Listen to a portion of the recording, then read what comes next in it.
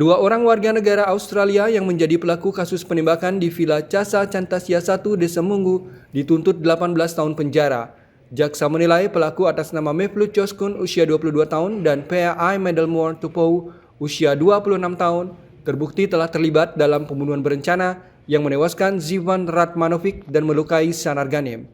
Jaksa penuntut umum menjatuhkan pidana terhadap terdakwa 1 Mevlut Choskun dan terdakwa 2 P.A.I. Medelmore Tupou dengan pidana penjara masing-masing selama 18 tahun penjara serta menetapkan masa penangkapan dan penahanan yang telah dijalani para terdakwa dikurangi seluruhnya dari pidana yang dijatuhkan.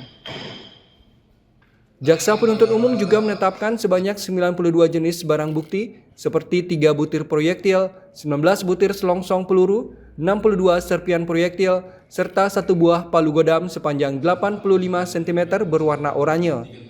Berdasarkan barang bukti tersebut ditambah dengan fakta-fakta yang terungkap dalam persidangan, Mevlut dan Tupou terbukti secara sah dan meyakinkan bersalah. Sementara itu, Darcy Francesco Jensen usia 27 tahun dituntut 17 tahun penjara. Darcy dinilai terbukti secara sah dan meyakinkan bersalah karena membantu aksi penembakan tersebut. Dalam fakta-fakta persidangan, diketahui Darcy menyediakan berbagai barang yang nantinya digunakan oleh Mevlut dan Tupou sebagai eksekutor.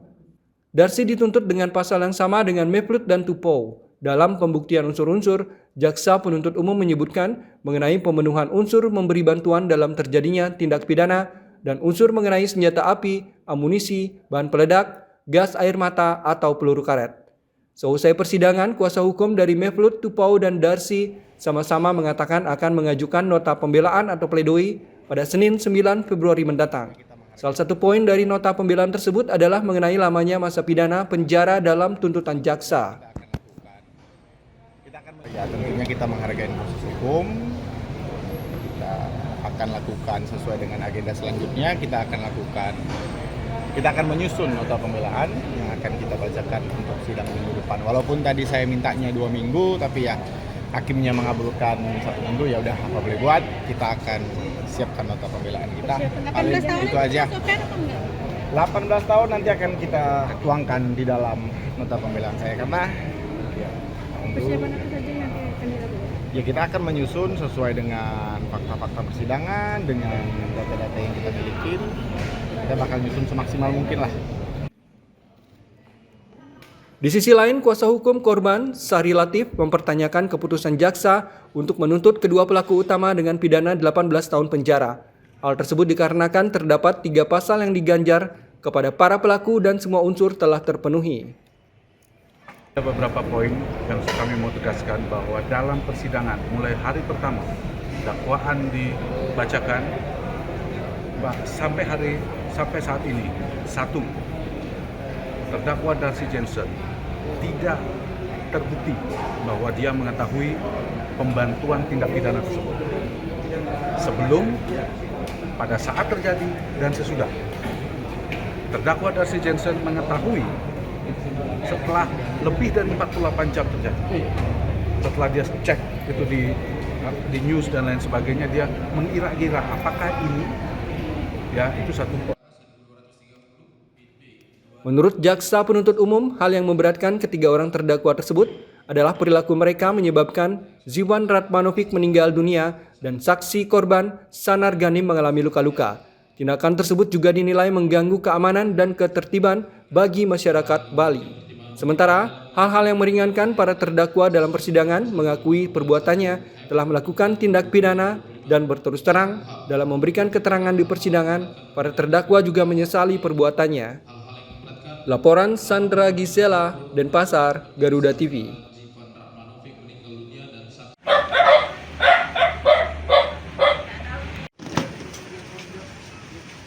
Mau datang semua tuh. Shelter hewan milik Sunartik yang terletak di Jalan Pondok Indah, Daupheken, Tabanan, Bali, disidak Satpol PP Provinsi Bali. Ditengarai, shelter tersebut melanggar perda. Di antaranya menelantarkan hewan peliharaannya, mengganggu ketertiban masyarakat, dan membuat kegaduhan. Akibatnya, Sunartik ditetapkan sebagai tersangka karena dianggap melanggar perda Provinsi Bali tentang pemeliharaan hewan. Sementara pemilik shelter hewan Sunartik menyangkal kalau hewan peliharaannya terlantar dan membuat gaduh lingkungan di mana shelter berada.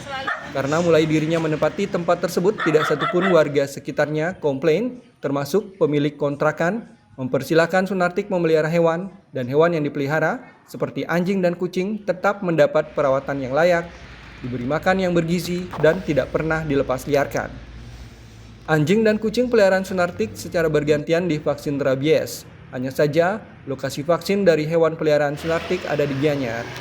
Sunartik beranggapan, sidak yang dilakukan Satpol PP Provinsi Bali sebanyak 2 kali, yaitu tanggal 21 dan tanggal 28 Januari bulan lalu, syarat akan pesanan. Karena menurutnya masih banyak shelter yang tidak layak, namun tidak pernah tersentuh hukum dan tidak pernah disidak. Saya kepingin saya di sini sama adik saya dilindungi. Tidak ada orang yang ngusik-ngusik saya lagi. Itu maksud saya. Saya butuh ketenangan sama anjing-anjing saya. Karena shelter selain saya banyak yang punya anjing lebih dari 20 ekor. Itu tempatnya juga di perumahan penduduk, tapi tidak apa-apa, tidak ada yang mendatangi kayak gini. Sementara Nengas Warni, anggota Yayasan Dharma Satria Dewata yang selama ini sering mengedukasi pemilik shelter di Bali, merasa tindakan Satpol PP Provinsi Bali adalah sidak pesanan dan penetapan Sunartik sebagai tersangka sangat tidak adil. Soalnya permasalahannya ini sebelum ada istilahnya petugas itu datang di sini, saya kan melihat di postingan tuh ada seseorang yang bilang, "Dik, pokoknya kamu dalam sebelum sebulan kamu akan terusir dari sana." Nah, setelah ada pembicaraan gitu di postingan, di komentar, ya selang 2 minggunya ya kejadian gini, kaget aja. Ternyata terbukti omongannya. Di lain sisi, Iwayan Anggarabawa, penyidik Satpol PP Provinsi Bali mengakui penetapan Sunartik sebagai tersangka hanya gertakan belaka dan memberi efek jera kepada Sunartik. Hal itu dilakukan karena ada warga yang komplain dengan shelter tersebut. Namun sejauh ini, Wayan Anggara tidak terus terang warga mana yang melapor keberadaan shelter Sunartik. Diharapkan ke depannya pemilik shelter penampungan anjing yang akhir-akhir ini bisa dikategorikan marak dan ramai, mudah-mudahan kita tidak bisa mengandalkan hanya pemerintah. Mari partisipasi masyarakat aktif, siapapun itu adanya, ayo kita sama-sama. Dari 2008 sampai sekarang rabies tidak kelar-kelar, mungkin salah satu penyebabnya lalu lintas hewan, pengawasannya kurang. Sebagai bentuk tanggung jawab, Senin 2 Januari 2026, dengan didampingi oleh anggota Yayasan Dharma Satria Dewata, Sunartik mendatangi kantor Satpol PP Provinsi Bali di Jalan Panjaitan, Denpasar untuk memperjelas penetapan tersangka terhadap dirinya. Setelah Sunartik menjalani pemeriksaan selama 6 jam, akhirnya penetapan tersangka kepada Sunartik dicabut oleh Satpol PP Provinsi Bali. Laporan M. Hadin Samsudin, Tabanan, Garuda TV.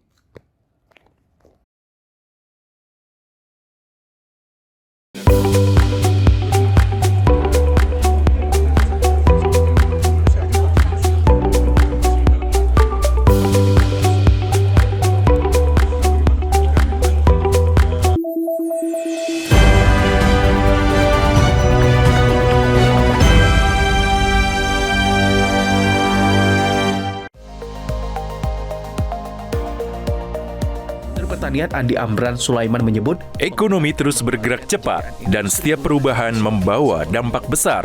Beragam aktivitas dihadirkan. Kami hadir dengan update terkini. seputar keuangan, perdagangan, investasi, hingga sektor strategis lainnya. Tahun depan, swasembada white sugar. Jangan lewatkan Ekonomi 8 pukul 10 pagi hanya di Garuda TV. Kolaborasi teknologi canggih dari darat, laut, hingga udara di medan pertahanan negeri. Pasukan ini terlibat dalam menjaga jalur pelayaran penting dari ancaman teroris atau kelompok kriminal. Semua terangkum dalam informasi dunia militer di garda terdepan. Saksikan Garda Dunia hanya di Garuda TV.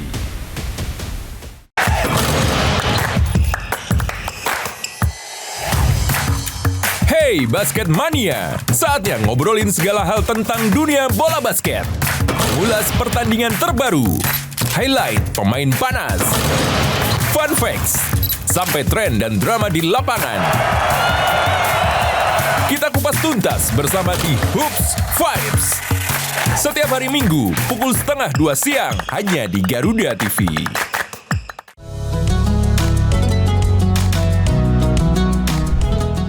Melalui konsep dakwah santai dan edukatif, mengajak pemirsa memahami ajaran Islam melalui pendekatan ringan dan penuh kehangatan. Atau nanti dikabulkannya di akhirat, nggak dikabulkan di sini. Mengapa manusia tetap harus berdoa? Dari perspektif Islam untuk mempererat toleransi di Indonesia. Harmoni Indonesia. Hanya di Garuda TV.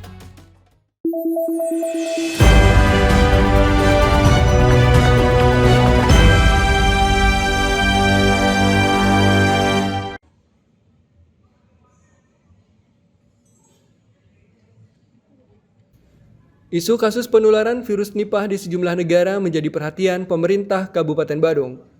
Bupati Badung Iwayana Diarnamo menegaskan pengawasan di pintu-pintu masuk ke Bali dan Badung dinilai sangat penting untuk mencegah masuk dan menyebarnya virus mematikan tersebut. Bupati Badung menyampaikan langkah antisipasi harus dilakukan secara lebih selektif, khususnya terhadap mobilitas orang dari luar negeri. Menurutnya, peran imigrasi dan instansi terkait menjadi garda terdepan dalam pengendalian risiko penularan. Selain pengawasan ketat, Bupati Badung juga menilai pentingnya dukungan alat pendeteksi untuk mengidentifikasi orang yang diduga telah terpapar virus Nipah sebagai langkah dini pencegahan. Dan bisa cukup dengan Badung, tentu dengan provinsi juga. Nanti saya juga akan bisa dengan Pak Gubernur. Saya yakin Pak Gubernur sudah kan pasti melakukan Pak Gubernur. Dengan di Badung ada seluruh kabupaten kota. Karena bagaimanapun juga memang kan tidak cukup oleh imbauan pemerintah saja, tapi saya minta juga melalui kesempatan ini mari kita bersama-sama lah, jangan menunggu imbauan pemerintah, sekali kita sama-sama menjaga.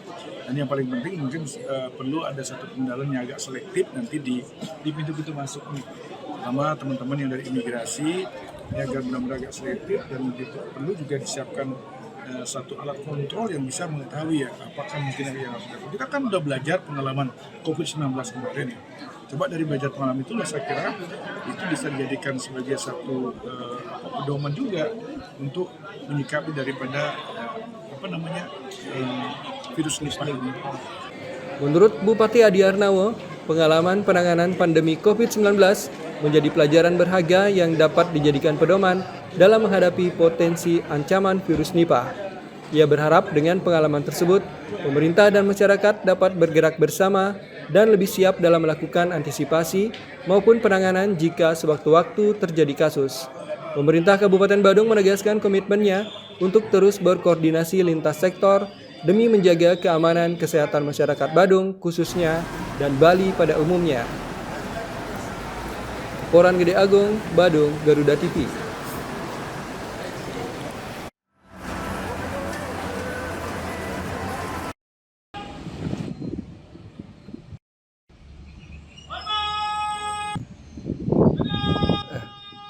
Polres Badung menggelar apel gelar pasukan Operasi Keselamatan Agung 2026 sebagai langkah strategis menciptakan kondisi keamanan, keselamatan, ketertiban, dan kelancaran lalu lintas atau Kamsel Tibkar Lantas menjelang Hari Raya Idul Fitri dan Hari Raya Nyepi. Apel berlangsung pada Senin 2 Januari 2026 di halaman Mapolres Badung, dipimpin langsung oleh Wakapolres Badung, Kompol Igede Suwarmawo, dan diikuti unsur lintas sektor. Dalam keterangannya, Kabak Ops Polres Badung, Kompol I Gusti Nyoman Sudarsana, menyampaikan bahwa Operasi Keselamatan Agung 2026 resmi digelar hingga 15 Februari 2026. Operasi ini melibatkan kolaborasi berbagai instansi terkait, diantaranya Dinas Perhubungan Kabupaten Badung, Kodim Badung, Jasa Raharja, serta Terminal Klaster Mengui. Tujuan utama operasi ini adalah untuk memastikan masyarakat dapat melaksanakan perjalanan mudik, aktivitas keagamaan, serta perayaan Hari Raya Nyepi dan Idul Fitri dengan aman, nyaman, dan lancar. Adapun target operasi meliputi orang, benda, dan tempat dengan fokus utama pada pengendara kendaraan bermotor roda 2 maupun roda 4. Dalam penegakan hukum, Polres Badung mengedepankan penggunaan ETLE atau tilang elektronik hingga 95%, sementara 5% dilakukan secara manual, sesuai arahan Direktorat Lalu Lintas Polda Bali dan Korlantas Polri. Kami Kepolisian Resor Badung melaksanakan Operasi Keselamatan Agung 2026. Tentunya operasi ini berkolaborasi dengan instansi terkait, baik itu Dinas Perhubungan Kabupaten Badung, Kodim Badung, Jasa Raharja, dan tentunya dari Terminal Klaster Mengui. Adapun tujuan operasi adalah untuk menciptakan Kamsel Tipcar Lantas menjelang perayaan Lebaran 2026, dan tentunya kalau di Bali adalah Hari Raya Nyepi, sehingga pemudik ataupun umat yang merayakan Hari Raya Nyepi dan Hari Raya Idul Fitri dapat aman, nyaman, dan lancar. Sebanyak 128 personel Polres Badung dikerahkan yang terbagi dalam 4 satuan tugas, yakni Satgas Preemptif, Preventif, Penegakan Hukum, serta Bantuan Operasi. Polres Badung pun mengimbau seluruh pengguna jalan untuk berperan aktif menjaga keselamatan berlalu lintas dengan menggunakan helm, melengkapi kendaraan, mematuhi aturan lalu lintas, serta memastikan kendaraan dalam kondisi layak jalan. Diharapkan dengan dukungan seluruh elemen masyarakat, Operasi Keselamatan Agung 2026 dapat berjalan optimal demi terwujudnya lalu lintas yang aman dan tertib di wilayah Kabupaten Badung. Laporan Gede Agung, Badung, Garuda TV. Dimohon sekali lagi.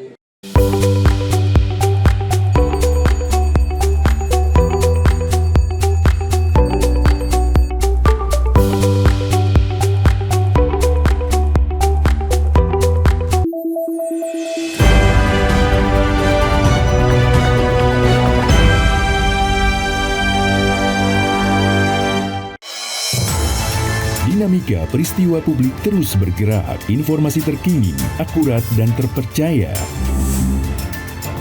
Pemerintah juga terus mempercepat penyaluran dana tunggu hunian bagi korban bencana alam di Sumatera Barat. Menemani waktu sore Anda dengan perkembangan berita terbaru. Laporan 8 petang, pukul 6 sore. Hanya di Garuda TV.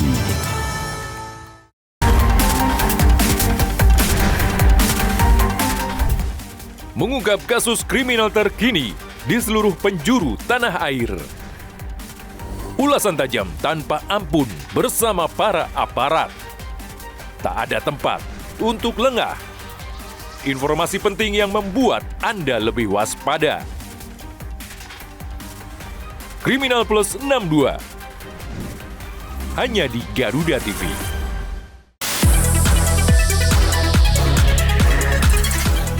Dunia hiburan memang selalu penuh warna.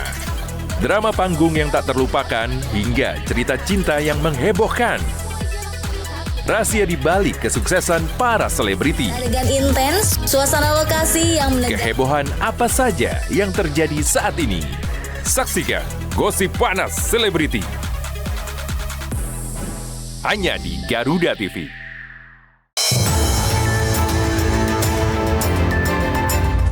Yang pertama dan paling hangat, informasi yang menemani Anda memulai ragam aktivitas. Dan alhamdulillah sekarang sudah bisa kita lepas. Besok pagi akan dilakukan pemeriksaan medis. Jadikan pagi Anda lebih berarti dengan kabar terkini. Laporan 8 pagi. Setiap hari pukul 6 pagi. Hanya di Garuda TV.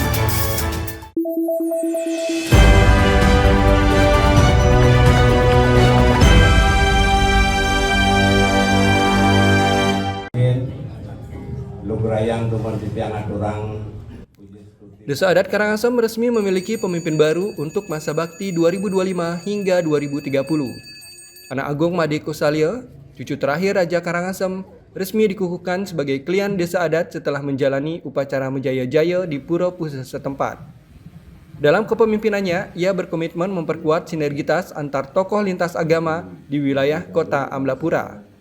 Anak Agung Made Kosalia sendiri terpilih sebagai klien Desa Adat Karangasem, Kelurahan Karangasem melalui musyawarah mufakat. 3 calon usulan dari 35 banjar adat terpilih Anak Agung Made Kosalia. Suasana hikmat menyelimuti upacara menjaya-jaya pengukuhan prajuru Desa Adat Karangasem yang berlangsung di Pura Pusah. Upacara ini dipuput oleh 2 orang sulinggih Siwa Buddha, yakni Ida Pedanda Gede Putra Tamu dan Ida Pedanda Gede Swabawa Karang Adnyana. Dalam pengukuhan ini, Anak Agung Made Kosalia terpilih sebagai klien Desa Adat Karangasem.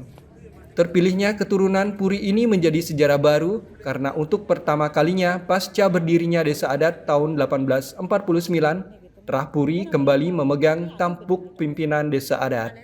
Dalam keterangannya, Anak Agung Made Kosalia yang juga pengelola Taman Tirta Gangga ini menyatakan akan memprioritaskan sinergitas dengan pemerintah dan tokoh lintas agama. Mengingat Desa Adat Karangasem adalah etalase kabupaten dengan penduduk yang majemuk. Yang Sudi Dados Malaysia melalui visi-misi besar untuk menjalankan sinergitas antara sarang Puri, sarang guru wisis. Talar titiang jadi memulai sinergitas puniki merambah sarang tokoh-tokoh masyarakat. Sementara pengelingsir Puri Karangasem, Anak Agung Bagus Parta Wijaya menyampaikan, terpilihnya salah satu keluarga Puri Karangasem sebagai klien Desa Adat Karangasem merupakan sejarah sejak berdirinya Desa Adat Karangasem di tahun 1849. Anggap Puri malih telur dengan Desa Adat Karangasem, sinergi antara Puri dan Desa Adat juga Geria dan lembaga-lembaga adat lainnya, forum lintas agama juga kami harapkan bisa lebih berkontribusi untuk kemajuan Desa Adat itu sendiri. Kami siap membackup apa yang akan menjadi tujuan daripada kajian yang baru.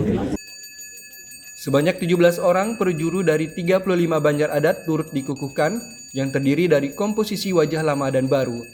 Pihak Puri Karangasem pun menyatakan dukungan penuh bagi perjuru terpilih demi mengembalikan kejayaan Desa Adat Karangasem seperti masa kerajaan dahulu. Laporan Budiase, Karangasem, Garuda TV.